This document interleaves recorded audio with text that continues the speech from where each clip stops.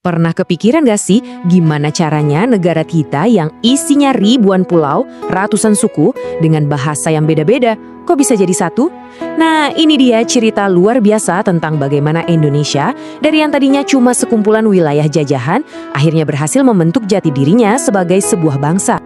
Jadi gimana sih sebuah bangsa itu lahir? Jawabannya, ini bukan kejadian semalam.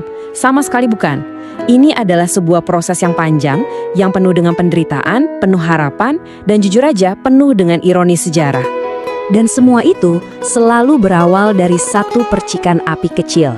Sebuah percikan yang akhirnya menyulut kesadaran dan semangat bersama untuk jadi bangsa yang merdeka. Oke, sekarang mari kita bedah lebih dalam. Keinginan buat jadi satu bangsa itu nggak muncul gitu aja dari langit ya. Semangat ini tuh dinyalakan oleh kombinasi berbagai faktor. Ada tekanan dari dalam negeri dan ada juga inspirasi yang datang dari luar Nusantara. Coba kita lihat. Dari dalam pemicunya udah jelas banget. Penderitaan yang dirasain bareng-bareng di bawah penjajahan plus ingatan akan kejayaan masa lalu kayak zaman Sriwijaya dan Majapahit yang bikin harga diri kita bangkit lagi. Tapi di saat yang sama inspirasi juga datang dari luar. Kemenangan Jepang atas Rusia tahun 1905 itu, wah, itu benar-benar mengguncang dunia. Mitos kalau bangsa Eropa itu nggak terkalahkan langsung hancur. Ini jadi bukti kalau bangsa Asia juga bisa melawan. Ditambah lagi, ide-ide baru soal kebebasan, nasionalisme, pan-islamisme, itu semua menyebar ke seluruh dunia.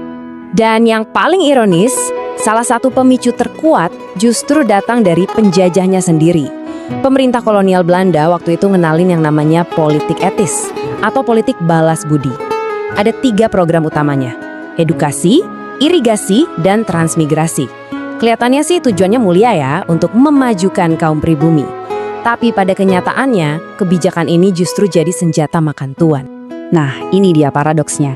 Rencana Belanda itu simple. Mereka mau menciptakan pegawai-pegawai terdidik yang loyal buat menjalankan mesin birokrasi mereka. Tapi apa yang terjadi? Pendidikan gaya barat ini malah membuka mata dan pikiran para pemuda kita. Mereka jadi bisa baca, bisa nulis, bisa melihat dengan jelas betapa nggak adilnya sistem kolonial ini. Dan hasilnya, wah kebalikannya 180 derajat. Mereka inilah yang justru jadi otaknya, jadi motor penggerak pergerakan kemerdekaan. Jadi intinya kan gini, punya semangat nasionalisme aja nggak cukup. Perasaan ini perlu diwadahi, perlu diorganisir biar jadi kekuatan nyata. Yuk kita lihat gimana semangat ini tumbuh. Dari yang tadinya cuma kumpul-kumpul budaya, sampai jadi kekuatan politik yang bikin Belanda pusing. Pergerakannya tuh nggak lurus-lurus aja, tapi strateginya berevolusi terus. Kita mulai dari tahun 1908, ada Budi Utomo. Ini fase awal banget.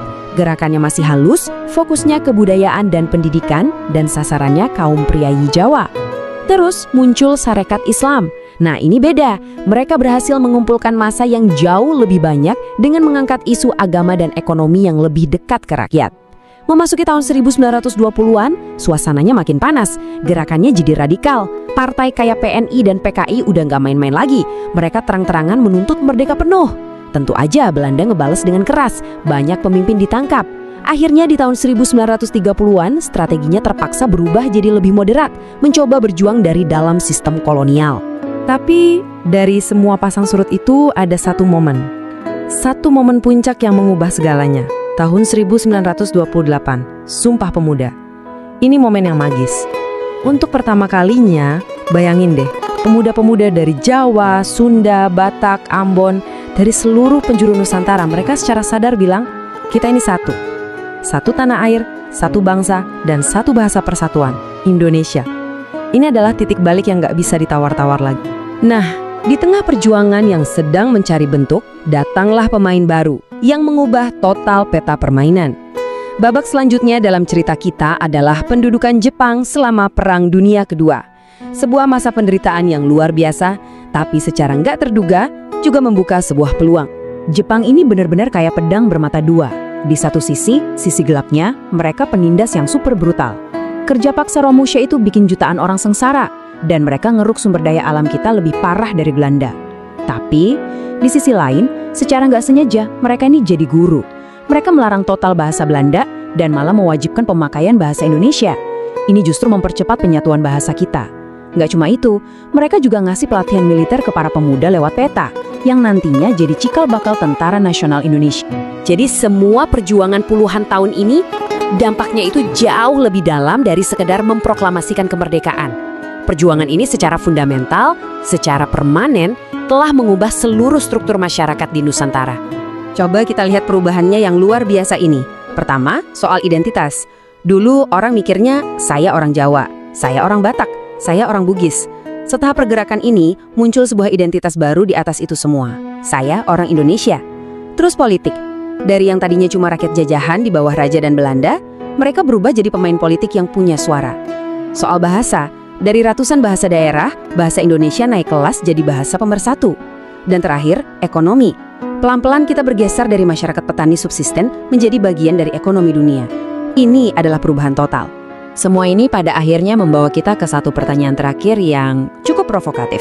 Coba kita renungkan bareng. Seandainya saja Belanda tidak pernah menerapkan politik etis dan memberikan pendidikan gaya barat kepada kaum pribumi, kira-kira Indonesia bakal tetap merdeka nggak ya di tahun 1945? Ini pertanyaan gimana kalau dalam sejarah yang rumit banget dan jujur masih jadi perdebatan yang seru sampai sekarang.